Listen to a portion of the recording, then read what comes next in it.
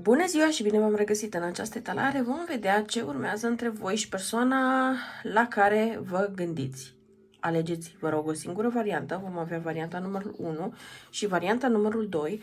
Rămâneți cu prima variantă pe care ați ales-o sau dacă aveți două opțiuni diferite, aveți oportunitatea de a alege câte un pachet pentru fiecare persoană, da? Bun. Acum, haideți să revenim la varianta numărul 1. Țineți cont dacă doriți o etalare personală, găsiți detaliile în descriere și să vedem despre ce este vorba aici. În primul rând vom lua care este situația dintre voi și persoana voastră de interes. Da? Aici aș putea spune din start că este o situație de no contact, o situație în care voi și persoana iubită nu sunteți în comunicare, o situație în care ați luat o pauză de la această conexiune, unul de la celălalt și fiecare își folosește acest timp pentru a se regăsi, pentru a își aminti un pic mai bine de cine era înainte de această conexiune. Și deși nu este o senzație neapărat plăcută pentru niciunul dintre voi, vă pot spune de acum că această separare, această ruptură este destul de necesară pentru fiecare dintre voi. Care este energia voastră? Energia voastră este 4 de bâte. Voi ați decis să rămâneți fideli acestei conexiuni, acestei situații. Cumva nu simțiți nevoia de a cunoaște neapărat alte persoane, simțiți mai degrabă nevoia să rămâneți în casă, să vă vedeți de viața voastră, să rămâneți în rutina voastră și să vă bucurați de timpul pe care îl aveți alături de cei dragi. Aici nu aș exclude posibilitatea ca unii dintre voi să vă fi întors la familie, să petreceți timp cu familia sau, nu știu, să organizați o reuniune de familie, ceva de natura asta, care este energia persoanei voastre. Energia persoanei voastre este împărăteasă. Această persoană se folosește de acest timp în singurătate pentru a-și aduce aminte cine este, de a reveni la esența sa, de a se bucura pur și simplu de viață. Aici nu avem neapărat o persoană care este înconjurată de alte persoane, cu toate că persoana voastră de interes este conștientă că ar putea avea alte opțiuni, dar nu cred că este neapărat interesată de acestea. Mie mi se pare mai degrabă că nici voi, nici această persoană. Aici există două opțiuni. Fie sunteți separați de foarte mult timp, da? Și aici voi ați creat o altă conexiune, dar nu neapărat merge atât de profund în sfera iubirii, ci mai degrabă nu știu, se simte ca și cum ar fi mai degrabă o echipă, o familie, se simte ca și cum ar fi, ați fi cu o persoană pe care vă puteți baza, dar nu este persoana față de care simțiți o atât de mare iubire, sau este o separare relativ recentă și atunci voi ați revenit la familie. Dar oricum ar fi, această persoană nu pare neapărat că are pe altcineva, ci mai degrabă apare în energia în care așteaptă să apară momentul potrivit, persoana potrivită, totul trebuie să fie la fix, totul trebuie să fie potrivit. Persoana voastră poate să se ocupe foarte mult de manifestare, dar nu cred că este neapărat o energie problematică sau de care trebuie să vă îngrijorați sau ceva de această natură. E tot ok momentan. Vreau să obțin mai multe detalii despre acest eremit, să văd exact de ce s-a produs această separare. Din cauza mândriei aici consider că cineva a vrut să-și păstreze opțiunile deschise și nu cred că a vrut neapărat să se dedice, să intre foarte mult în sfera de, nu știu, eu nu știu cum să zic. Cu 6 de bâte aici îmi pare mai degrabă că a fost ceva în legătură cu imaginea personală. Deci poate să fie pur și simplu faptul că această persoană nu a lăsat să se afle despre ea anumite lucruri sau a preferat să-și păstreze opțiunile deschise, sau aici mai este posibil ca această persoană pur și simplu să fi fost în continuare în căutare de alte opțiuni, alte persoane, alte situații chiar în timpul acestei relații, și asta pare că a cauzat efectiv separarea. Apoi avem acum Marea Pereoteasă. Aici foarte multe lucruri cred că s-au desfășurat pe la spatele vostru, chiar dacă Nu știu exact cât știți sau doar intuiți, dar aici foarte multe lucruri s-au întâmplat fără neapărat știrea voastră și este bine să fiți foarte conștienți de acest lucru. Totuși, având și eremitul și Marea Preoteasă, într-un fel simt că nu doar unul a avut secrete față de celălalt. Cred că nu a fost o fundație foarte bine stabilită. Cred că nu au fost foarte multe lucruri bine definite între voi. Cred că au existat probleme de comunicare și foarte multe lucruri s-au lăsat la libera interpretare a fiecăruia. Și deși și voi și persoana voastră sunteți persoane individual destul de înțelepte, pare că împreună lucrurile nu au mers atât de bine, tocmai din cauza că nu a existat neapărat un consens în legătură cu direcția în care această conexiune ar trebui să meargă, felul în care ar trebui să se dezvolte, felul în care ar trebui să decurgă lucrurile pe mai departe și de acolo a pornit problema.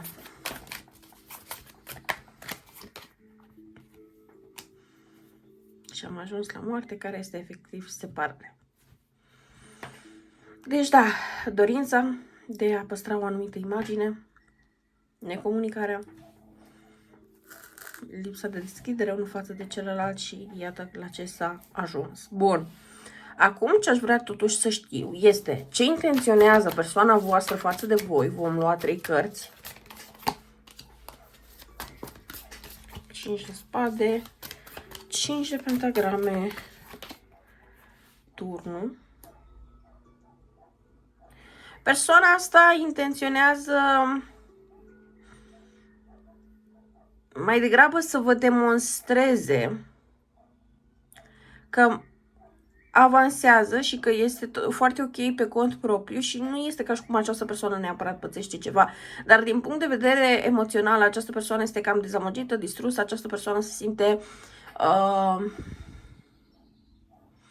Când vine vorba de această relație, pur și simplu această persoană este cumva la pământ, în care tendința de a se interesa de ceea ce faceți voi, doar că nu prin moduri în care ar fi explicite pentru voi, nu este ca și cum această persoană vă întreabă direct ce faceți, ce mai este nou cu viața voastră. Cred că aici această persoană fie are tendința de a vă urmări pe voi, fie urmărește pe cineva din jurul vostru, fie, nu știu, comunică cu cineva din jurul vostru, ceva de această natură, dar cumva această persoană încă este cu ochii pe voi, chiar dacă nu vrea ca voi să știți acest lucru. De asemenea, această persoană încă ține foarte mult la ideea de a câștiga, de a avea dreptate, de a fi lucrurile așa cum zice aceasta și nu pare că... Nu știu cum să zic asta. Se ajunge în acea direcție. Această persoană, pe de-o parte, vă vrea în viața sa, dar pe de altă parte îi place că trebuie să admită anumite lucruri, anumite greșeli pe care le-a făcut. Persoana asta vrea să vă demonstreze că totul este super ok și da, nu pățește nimic în viața de zi cu zi, totul este în ordine, dar și pentru voi și pentru această persoană, dar pe de altă parte această persoană se simte foarte tristă fără voi. Și cred că această persoană va continua să se comporte ca și cum se detașează de această relație până apare un moment turn și aș vrea să știu ce se întâmplă la momentul turn.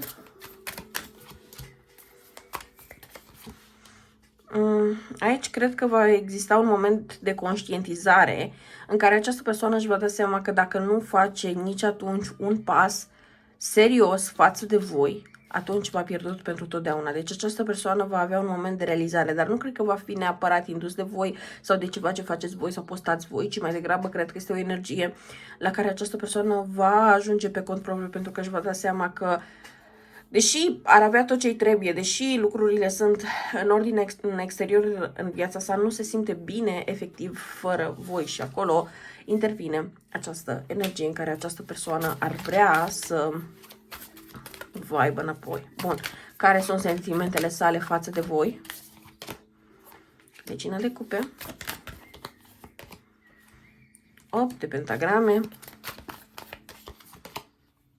Și rege de spade. Deși această persoană nu prea vrea să recunoască sentimentele sale, aici puteți avea de face cu o persoană care nu este foarte vocală în legătură cu sentimentele, stările și trăirile sale, da? Această persoană totuși vă iubește. Nu am niciun dubiu în legătură cu asta. Singura problemă este că va trebui să lase o doză foarte mare de mândrie, o doză foarte mare de control, în urmă ca să poată să revină la voi. Și chestia asta deși știe că trebuie să o facă, nu-i place, nu vrea să o agreze, cumva preferă să facă persoana asta pe interesanta, că poate cedați voi. Eu nu aș exclude ca această persoană să creeze conturi false, să vă contacteze sau ceva de această natură, dar eu aș zice că trebuie să lăsați această persoană în pace până ajunge la realizările sale și până conștientizează că așa lucrurile nu mai merg. Următoarele acțiuni ale sale față de voi se mișcă un pic mai lent, dar această persoană totuși vine. Deși avem un as de pentagrame, eu aș zice că totuși vă puteți aștepta ca această persoană până cel târziu, nu știu, undeva în vară, mai ales că avem 2 ași, așa, să vină totuși, să facă un pas față de voi și să, nu știu cum să zic, încerce să vă facă o nouă propunere de stabilitate în legătură cu această conexiune. Deci, practic, această persoană de renunțat nu vrea să renunțe la... Adică ar vrea, dar nu prea poate, mai bine zis. Ideea este că trebuie să lăsați persoana asta să vină în ritmul său. În ceea ce ține de zodii, sincer, zodiile sunt doar orientative, nu pentru toată lumea se va potrivi zodia, dar pe mine mă interesează mai degrabă dinamica să se potrivească cu voi. Acestea fiind spuse, majoritatea, adică zodiile semnificative pe care le văd aici ar fi Taur, Leu, Gemeni, Balanță, Vărsător, Rac, Scorpion, Pești. Nu văd alte zodii de foc, nu văd, nu știu, alte zodii de pământ față de ceea ce am menționat. Acum că am revenit, ce mă interesează pe mine foarte mult să văd este ce vrea această persoană de la voi. Să luați o decizie. Ok, am văzut partea cu decizia, dar cumva această persoană vrea ca voi să reveniți, dar într-un fel în care să discutați foarte multe lucruri. Aici consider că voi puteți fi persoane ușor mai impulsive și cumva această persoană speră că voi să vă scăpați cu ceva, să spuneți ceva care să folosească împotriva voastră. Pentru că în ceea ce ține de spate, voi ați fost aici reprezentați de cavaler de săbii. Și această persoană este un rege. Această persoană se consideră ca fiind mai pricepută la cuvinte decât voi. Și persoana asta a voastră poate considera că reușește să vă manipuleze cu ușurință. Dar atenție foarte mare, pentru că nu este o energie foarte sănătoasă, nu este o energie foarte ok, cred că știți foarte bine chestia asta.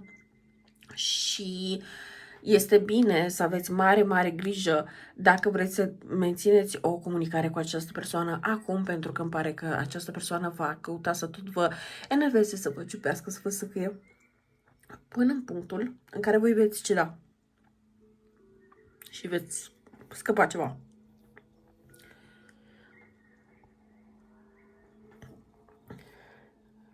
Aveți răbdare, pentru că nu e momentul vostru să purtați o dezbatere cu această persoană, pentru că nu este în avantajul vostru. Lăsați să mai treacă timp aici. Ce urmează între voi?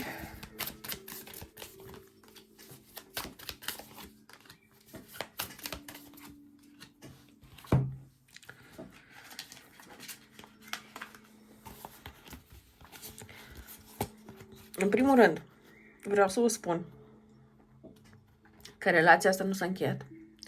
Lucrurile nu sunt încheiate de tot. Aici mai aveți de-a face cu această persoană în această viață, fără dar și fără poate. Cu regele de pentagrame nu aș exclude faptul că voi să ajungeți să întemeiați o familie, pentru că atât 4 de bâte, dar și împărăteasa sunt cărți destul de orientate spre familie și regele de pentagrame, iarăși, da, duce în această direcție. Doar că aici încă au rămas foarte multe teren deschise, foarte multe lucruri care nu au fost procesate, foarte multă suferință, mai ales de partea voastră, care trebuie vindecată. Și, de asemenea, este nevoie de foarte multă iertare.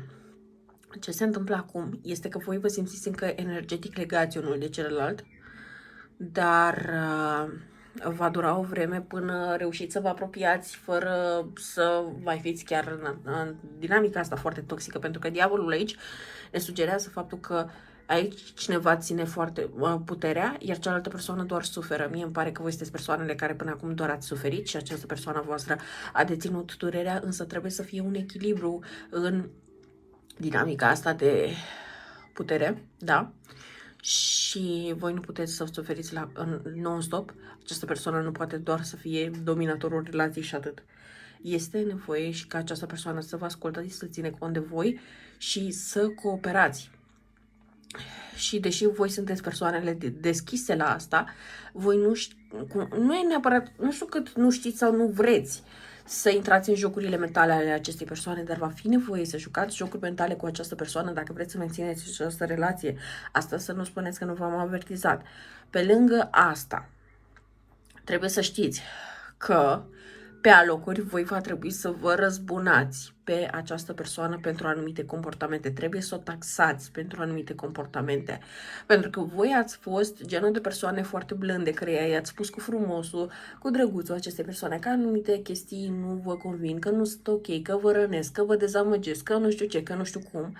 Dar voi nu ați luptat pentru voi. Voi ați luptat pentru relație. N-ați luptat pentru voi înși-vă și voi trebuie să puteți lupta pentru relație, dar întâi de toate să luptați pentru voi, pentru starea voastră de bine, pentru că această persoană să respecte niște limite personale și să învețe să vă respecte pe voi ca persoană.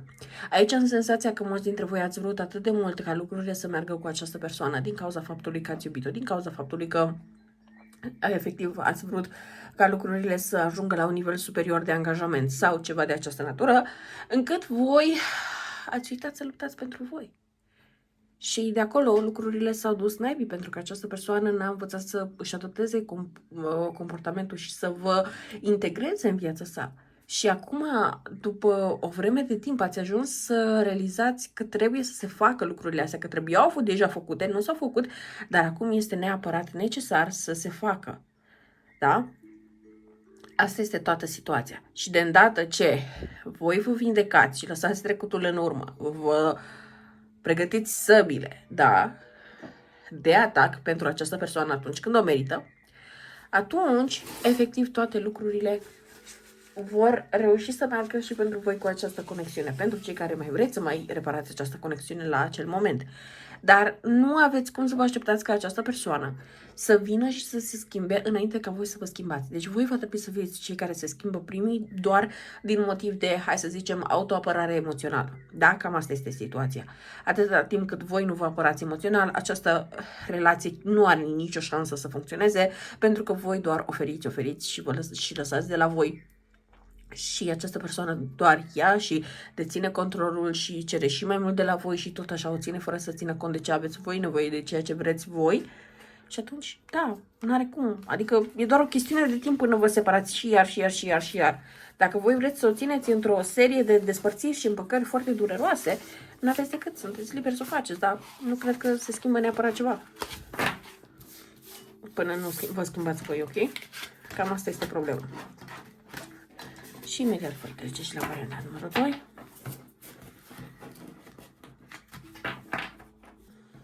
Bun. Acum că am ajuns la varianta numărul 2, haideți să vedem concret care este situația dintre voi și persoana voastră de interes.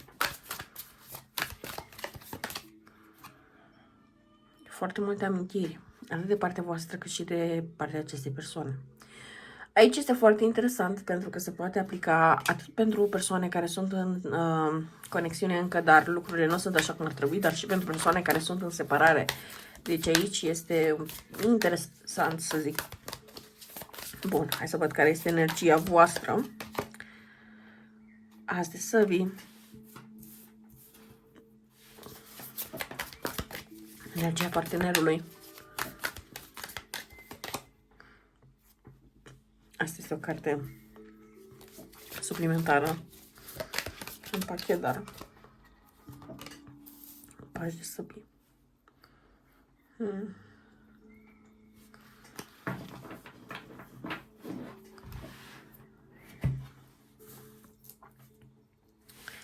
Ce mi se pare foarte interesant aici este cartea partenerului.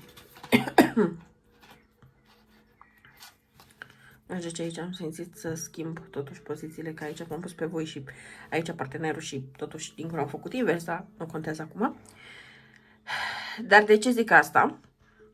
Pentru că aici am senzația că voi credeți că această persoană va scos din reperul său, că această persoană nu e interesată de voi sau că se îndreaptă în altă direcție sau ceva de această natură. Scuze. Voi aveți senzația că această persoană a uitat de voi sau nu are intenția să vină mai aproape de voi și că lucrurile sunt sortite separării sau unei rupturi. Dar vreau să vă atrag atenția că deși pentru voi acum partenerul pare că vă întoarce în spatele, totuși trebuie să analizăm niște detalii destul de importante în această cărticică. De ce? Pentru că, în primul rând, vedem că patinează. Deci chiar dacă poziția corpului și a picioarelor ar putea sugera cu încălțări normale că merge înainte, totuși, atât rochia, da, dar și faptul că patinează, de fapt ne arată faptul că această persoană merge cu spatele, da, și voi aveți senzația că este cu spatele la voi, dar nu este. Și uitați-vă la ochii acestei persoane. Sunt orientați în spate, da? Deci, această persoană, chiar dacă pare că vă întoarce spatele, este cu ochii pe voi. Sau, cum ar fi, de exemplu, mi se pare destul de interesantă această dinamică, pentru că seamănă un pic cu dinamica unui părinte care se face că nu vede un copil atunci când vrea să-i vadă reacția, atunci când vrea să vadă dacă a învățat ceva sau dintr-o prostie anterioară sau ceva de natura asta. Deci cumva această persoană vrea să vă dea senzația că nu este cu ochii pe voi, că sunteți pe cont propriu, că trebuie să vă descurcați. Dar în aceeași măsură este foarte atentă ca în cazul în care voi, nu știu, aveți o problemă sau ceva de această natură, să sară imediat în ajutorul vostru. Deci se simte o dinamică foarte, foarte interesantă din partea acestei persoane, cumva o dinamică foarte protectivă. Și această persoană pare că nu neapărat vrea să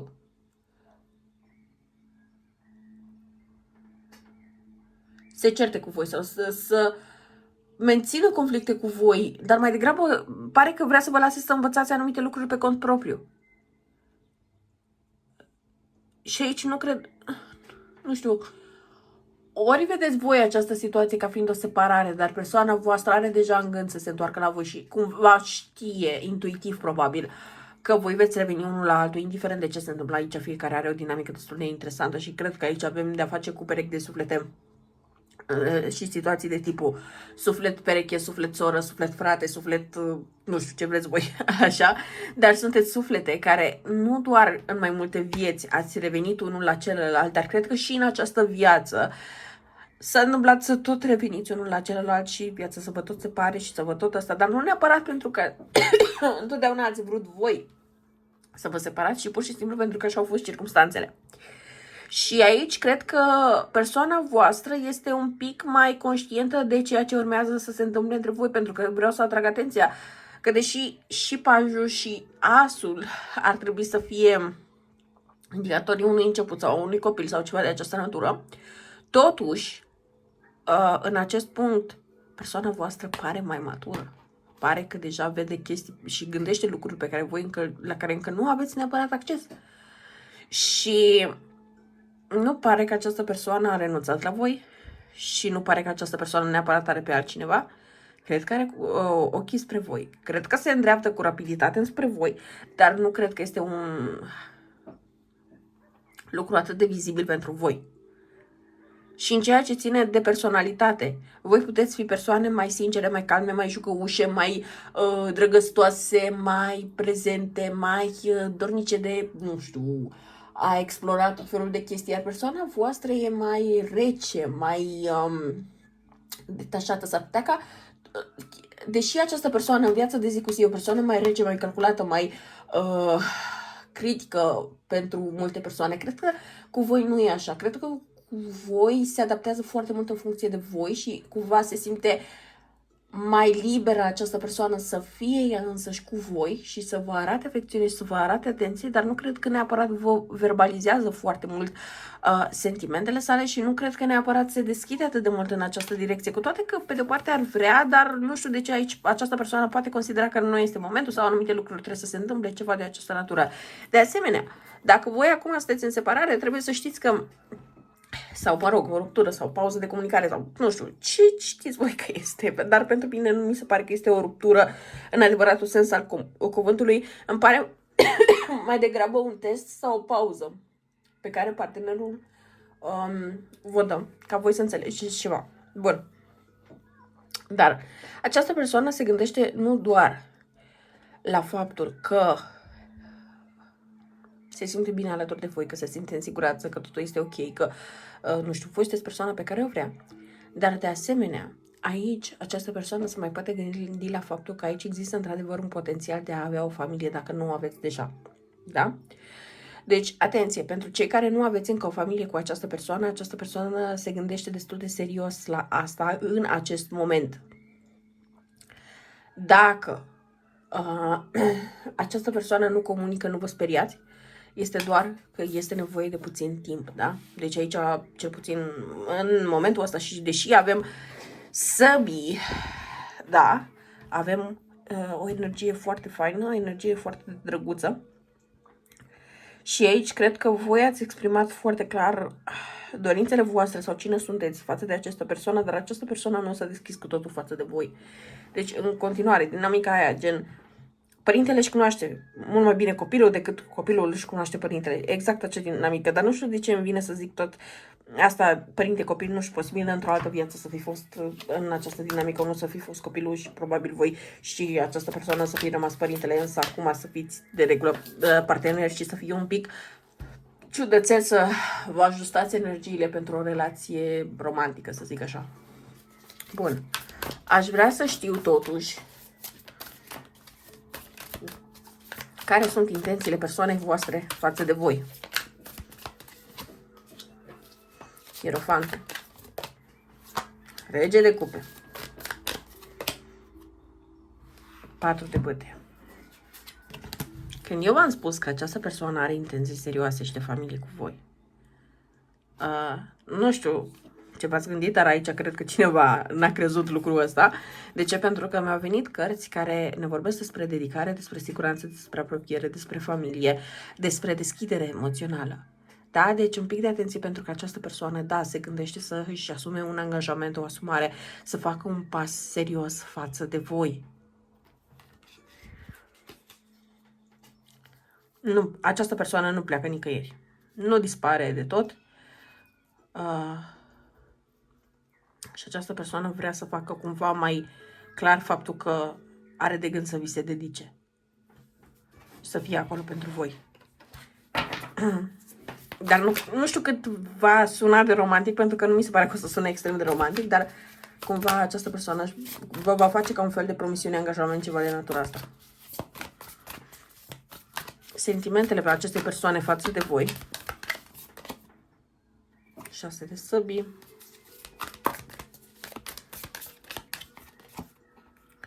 3 de săbii. Îndrăgostiți. Aici consider că acestei persoane, chiar dacă este greu să facă un pic pe,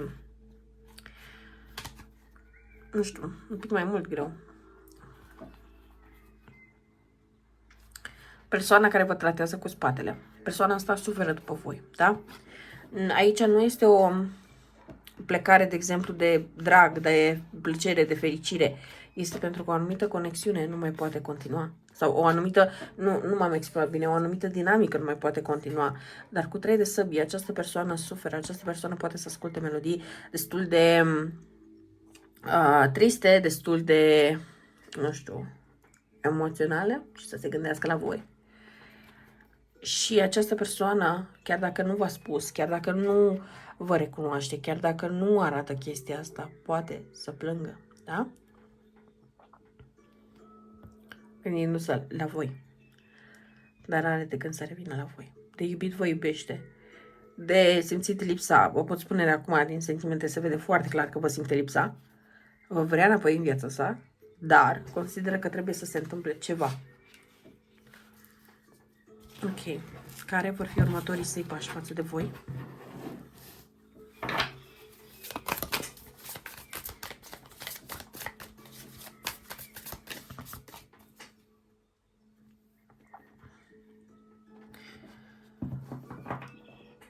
Această persoană,